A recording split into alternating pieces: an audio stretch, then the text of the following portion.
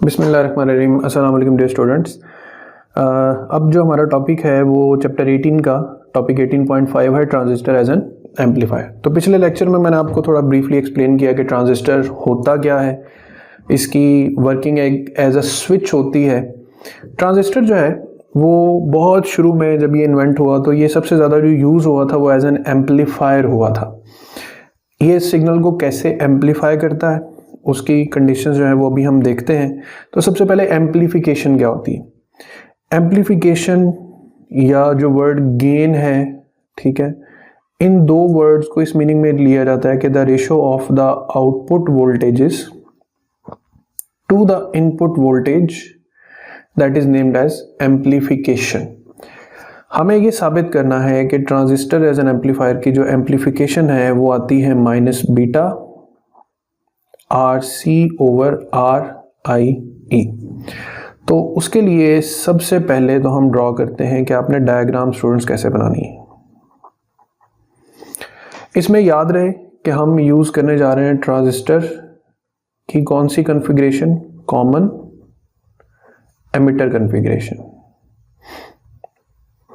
कि ट्रांजिस्टर में जो एमिटर रीजन है उसको दो साइड्स पे कॉमन कर देना। तो उसको कैसे ड्रॉ करना है ये देखते जाएं गौर से। मैं साथ साथ ही बना रहा हूं कि आपने सबसे पहले एक लाइन लगाई, इस पे इस साइड पे चला जाएगा कलेक्टर, ये बनेगा बेस और ये आएगा एमिटर, ठीक है। तो अब एमिटर ने कॉमनली बेस से भी कनेक्ट होना है और एमिटर ने कॉमनली कलेक्टर से भी कनेक्ट होना है। तो ये हम बना लेंगे कॉमन एमिटर कॉन्फ़िगरेशन। अब फिर वही बातें ध्यान में रखते हुए कि the emitter should be forward biased and the collector should be reverse biased. तो देखें, यहां से आपने बेस रीजन को कनेक्ट करके उसी तरह एक कंट्रोल रेजिस्टेंस लगा दें, पहले इसकी बायसिंग कर लें। तो ये आ गया हमारे पास। अब एमिटर, अच्छा ये हम यूज कर रहे हैं एक NPN ट्रांजिस्टर। तो एमिटर क्या होगा, नेगेटिव। नेगेटिव को किससे जोड़ना, नेगेटिव के साथ। तो बेस को पॉजिटिव और एमिटर को नेगेटिव से जोड़ के ये आपने पहले तो कॉमनली कनेक्ट कर दिया इसको बेस के साथ। कलेक्टर रीजन को आपने क्या रखना है, रिवर्स बायस।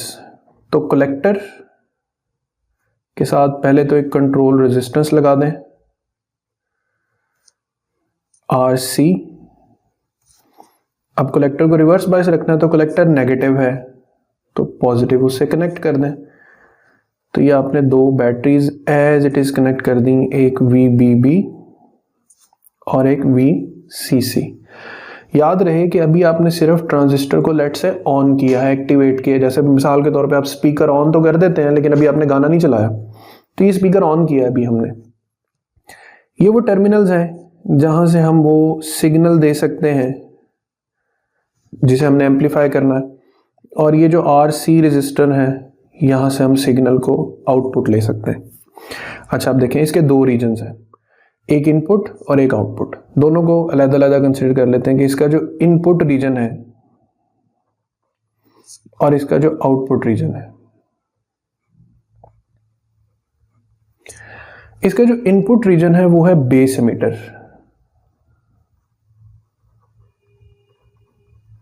ठीक है, ये वाला reason base emitter reason.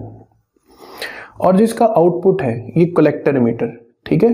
Collector और एमिटर ये इसका आउटपुट रीजन है। तो यहां पे आपने लिख दिया कलेक्टर एमिटर, ठीक है। ये मैं समझाने के पर्सपेक्टिव में इसलिए डिवाइड कर रहा हूं, अदरवाइज पेपर में आप उसी तरह डेरिवेशन कर सकते हैं। अब स्टूडेंट्स ये है कि जो इनपुट साइड है बेस एमिटर, बेस और एमिटर के दरमियान जो डिप्लीशन रीजन है, जो पोटेंशियल बैरियर है, वो पोटेंशियल बैरियर हम नाम देंगे VBE का। वो एक पोटेंशियल है जो इसमें से कंडक्शन के लिए रिक्वायर है। और बेस एमिटर के दरमियान जो रेजिस्टेंस है वो है RIE। तो अगर एक करंट फ्लो करता है through the base which will be named as base current forward biasing की वजह से, तो यहाँ पे आपने इनपुट इक्वेशंस बना लेनी है। सबसे पहले तो जो इनपुट करंट है IN वो हो जाएगा IB, ठीक है। IB ओम्स लॉ अप्लाई करते हैं, I is equal to V over R। तो VBE ओवर RIE। तो ये हमारे पास इस वक्त इनपुट करंट है जब हमने सिर्फ बाइसिंग की हुई है, that IB is equal to VBE over RIE। ये हो गया इक्वेशन नंबर 1। इक्वेशन नंबर 2 में आपने करंट गेन की इक्वेशन लिख लेनी है, beta is equal to IC over IB।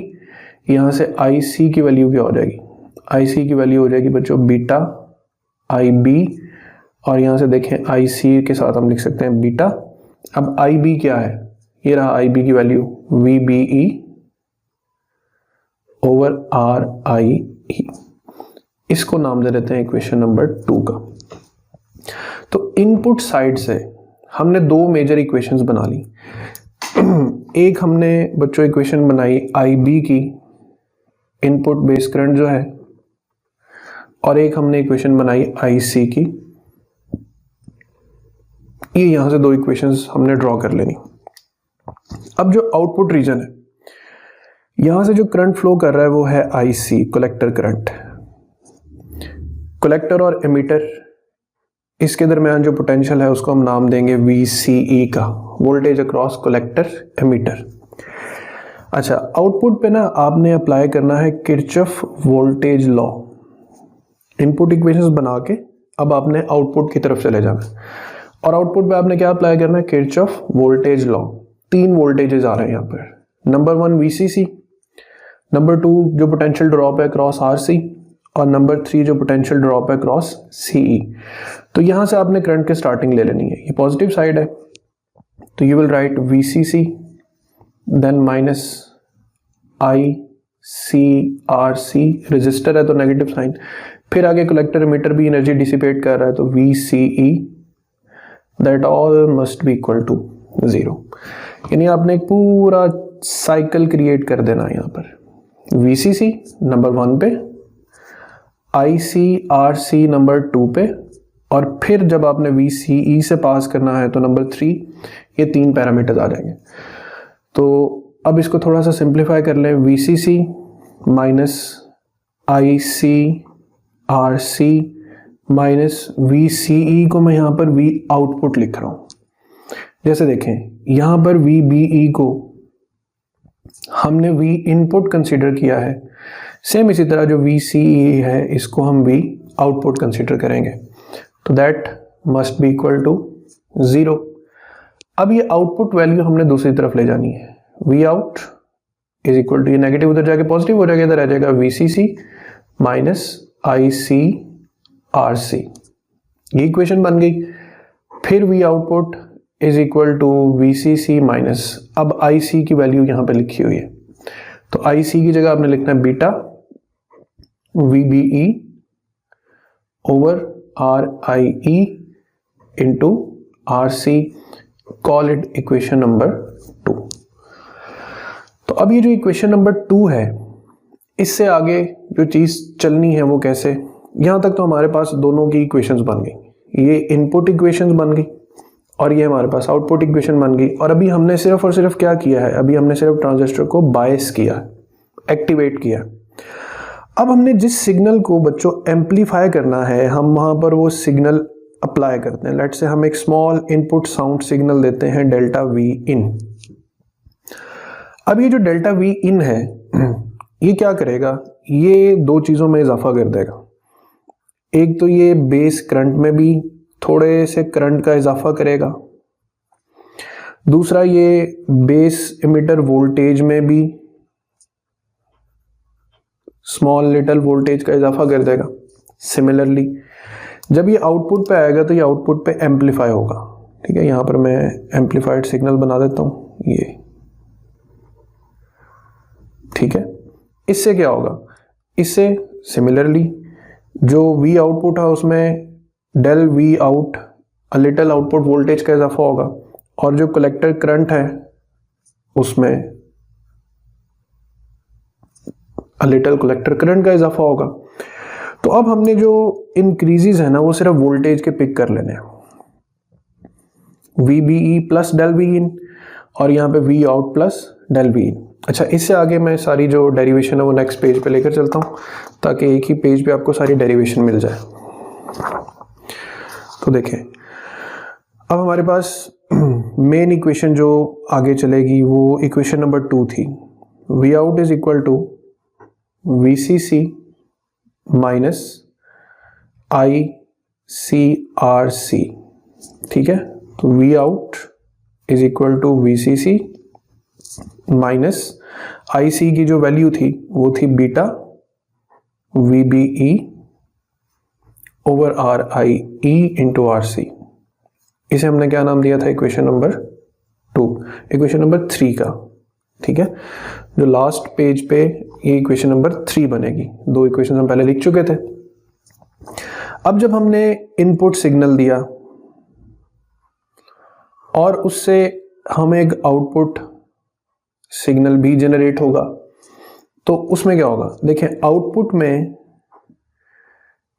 There will be a little increase in the output voltage equals to VCC as it is आएगा minus beta RC over RIE लिख के, ये जो VBE है, इस VBE में आपने डेल V इन का इजाफा कर देना। अच्छा, अब इसको थोड़ा सा सिंप्लीफाई कर लेना। तो मेजरली 2 काम किए हमने। इक्वेशन 3 में ये और ये 2 नए टर्म्स जो हैं ये इंट्रोड्यूस हो गए। अब इसको थोड़ा सिंप्लीफाई कर लें। वी आउटपुट प्लस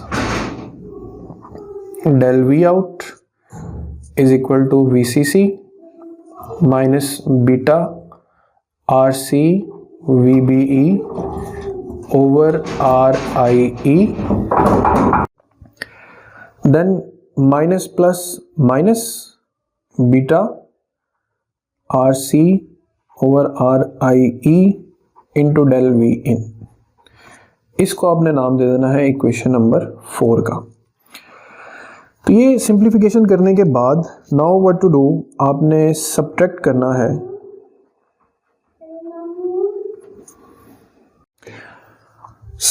करना है इक्वेशन नंबर 4 में से इक्वेशन नंबर 3 को।